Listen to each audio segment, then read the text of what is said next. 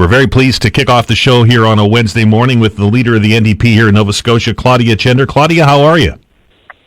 I'm good, Dan. How are you doing? I am terrific. Now, it's not unprecedented. It's not every day that it happens, but yesterday all three parties came together on this legislation. Yeah, sort of. It wasn't a bill. It was a motion. Okay. It was a surprise motion, which is what the Tories like to do. So we didn't have any notice. And our only options were to vote for it, to not vote, or to oppose it. And if we oppose it, we can't debate it or give our reasons. So, I think our position very much is that what we hear from Nova Scotians is that there's an affordability crisis. And so people are really worried about this increase that's slated for April 1st. And we have ourselves written to the Prime Minister and asked to pause that. So our position's a little different than I think the Conservative position, but certainly, from where we sit, the provincial government has kind of fallen down on their climate commitments. So we do need to combat climate change. I mean, anyone who's lived in Nova Scotia the last 2 years and seen the weather we've had and the challenges that has created, especially for governments and finances and things like that, will understand that people need to know how we are going to protect Nova Scotia from the changing climate and how we are going to adapt and how we're going to do our part to make sure that we have a place for our children to live in the future. But the reality is that a carbon tax works because there's a price signal and people can make a choice. And our government has not created those choices. We don't have public transportation. We don't have the ability, many people in rural Nova Scotia in particular, to move away from vehicles or to use less fuel. And so until we have those alternatives that allow those price signals to work, we are calling federally for a pause and provincially for way more action on climate and to take this issue much more seriously and to help people lower their bills ultimately, which the provincial government has a lot of tools to do. And I mean, everything that we buy in Nova Scotia comes in somewhere on a truck, right? So those prices, that cost gets passed down to us as well. Claudia, I had a caller yesterday that was talking about the carbon tax, and he said something that was really interesting to me, and I'm curious your thoughts on it. Do you think that Canadians, or Nova Scotians by extension, are opposed to the carbon tax because it's a tax, because everybody hates taxes, or because we're paying a carbon tax, but we're not seeing things get better? Yeah, I think it's both. I think nobody likes the word tax. When the NDP was in government, we actually removed the tax on home energy because we understood that, people have a really hard time wrapping their minds around essential services, things that people need to survive, being taxed. And so I think that's really human nature. But of course, we also understand that governments need to run and that there are lots of things that we do that need to be funded. But I do also think, as I said, that we are seeing this change in climate. We are seeing things get worse. We're not seeing huge improvements. And so I think that does kind of leave people wondering why something that feels so difficult for them, particularly in this moment where we're really in a huge crunch in terms of affordability and cost of living, why people being asked to tighten their belts further a little bit is really going to change these huge issues. And I think that's a really valid question. I think we all have a role to play. I think we do all have a responsibility to our planet and to our communities. But the question is, how do we exercise that responsibility? And particularly in the face of a government that doesn't seem to take it that seriously. So, we're spending a lot of time, including today at Province House, talking about the Coastal Protection Act that this government has refused to pass.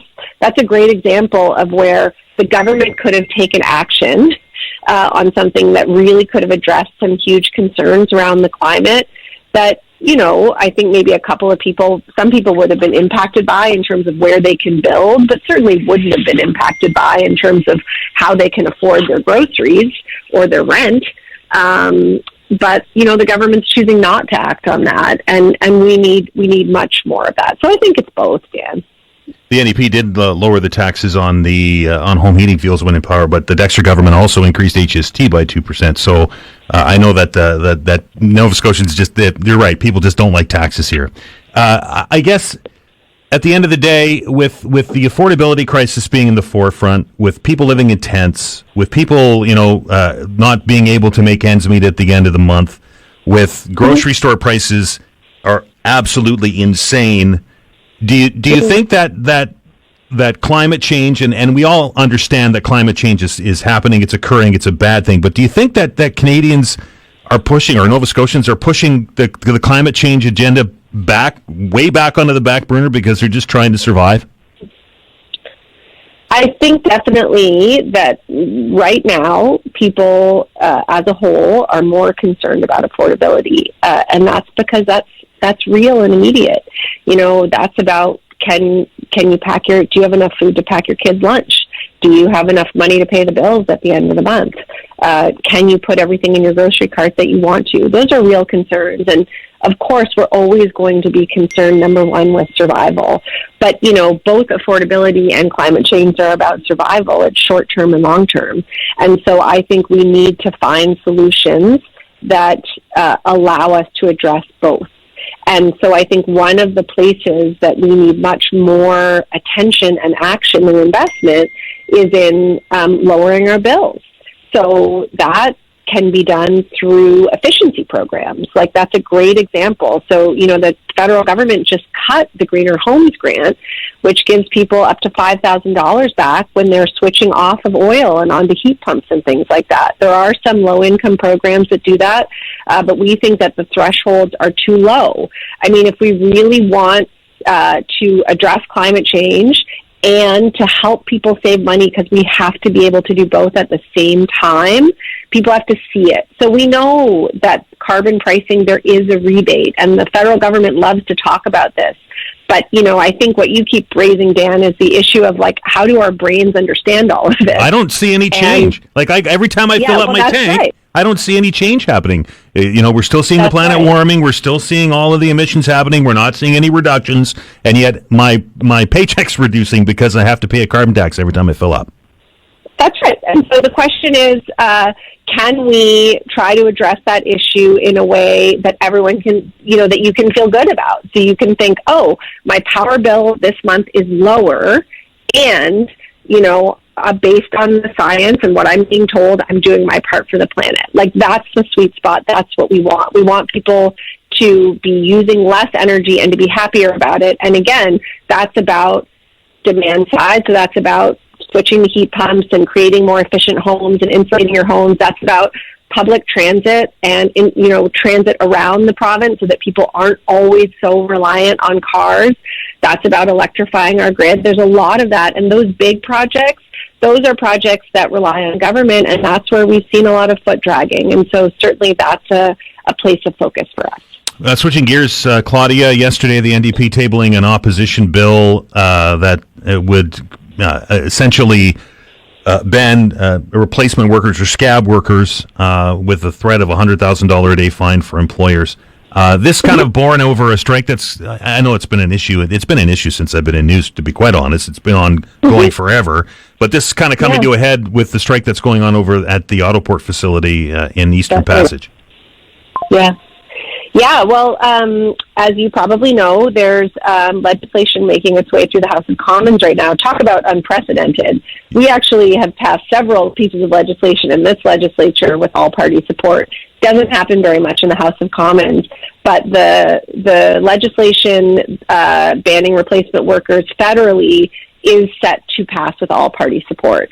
And so we are introducing a very similar piece of legislation here that we also are looking for all-party support to pass. As you say, in Eastern Passage, this is a really clear example of the ways in which the use of replacement or scab labor actually doesn't allow workers to exercise their charter rights. So workers have the right to organize, they have the right to bargain collectively, and they have the right to strike. But in the case of this dispute, as soon as, like, while the CN and the workers were in conciliation, the last step before the strike, they were already training replacement workers to come and do their work. And so 8 hours after the strike started, they were fully staffed, and they've done 2 more rounds of hiring. And so what that does is it really weakens the position of the workers. And these aren't people who are making a ton of money, Dan. Like, these are people who are just trying to get by paycheck to paycheck. Those paychecks have not kept up with the cost of living, and they're literally just trying to get a fair wage, enough to feed their families and to do the things they have to do every day, pay their mortgage, pay the rent, pay the power bill.